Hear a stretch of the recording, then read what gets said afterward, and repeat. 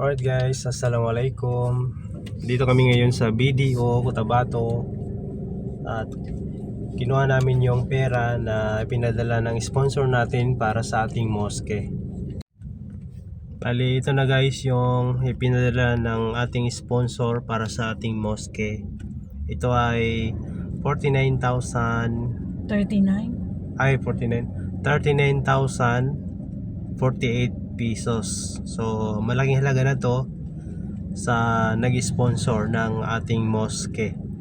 So meron pang nagpadala last month, patingi-tingi yung mga ibang nakapanood ng mga video natin about sa ating mosque na i-renovate. So ito, galing ito sa isang Arabo mula sa Saudi Arabia na nagmula naman sa tulong ng aking pinsan, si Miss May. Maraming salamat sa iyo, Insan. So sana, hope na tuloy-tuloy na ang pagre-renovate sa aming mosque. And sa Arabo na nag-sponsor nito, Sukran, maraming salamat sa iyo. Sukran Katir. So proceed tayo, siguro mga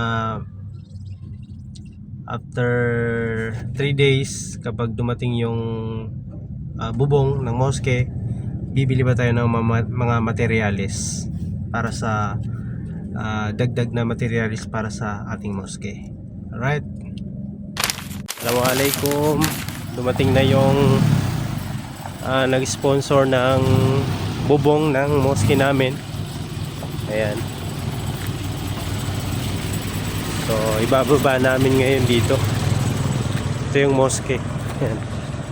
Maraming salamat nga pala sa mga nag-sponsor dito sa aming mosque. Pero ikukwento ko muna sa inyo na bago pa man dumating itong sponsor ng bubong ng mosque namin, ay naghanap na tayo ng iba pang makakapag-sponsor. At kinausap nga ako ng pinsan ko na baka matulungan niya ako na makahanap ng sponsor mula sa Saudi. Kaya kinausap niya yung asawa niya na nasa Saudi na maghanap ng sponsor sa aming mosque. Kaya agad-agad na nakahanap siya at nagpadala ng pera. Pero nagkataon na meron na palang may mabuting puso ang kusang nagpunta at hindi nagatubiling nag-sponsor nitong bubong. Kaya sobrang nagpapasalamat kami sa mga taong may mabubuting puso. Dahil ngayon, imbis na bubong lang ang magagawa namin, ay maayos pa namin ang ibang sira dito sa mosque namin. Sobrang nagpapasalamat din ako sa mga pakonti-konting nagbibigay ng kanilang sadaka para sa mosque namin. At hanggang dito na lang muna, abangan nyo dahil meron pang nag-donate ng tiles at carpet. At yan ang susunod natin na i-update natin. Maraming salamat sa panonood. Assalamualaikum. Dagdag ko lang sa mga gusto pang tumulong ay paki-PM lang kami. Ang iyong tulong ay malaking bagay hindi lang para sa amin kundi pati sa sarili mo. Dahil ika nga ng mga maaalam, ang mundong ito ay taniman ng mga gawa. Kung ano man ang itinanim mo dito sa mundo, mabuti man yan o masama, ay tiyak na aanihin mo ito sa kabilang buhay.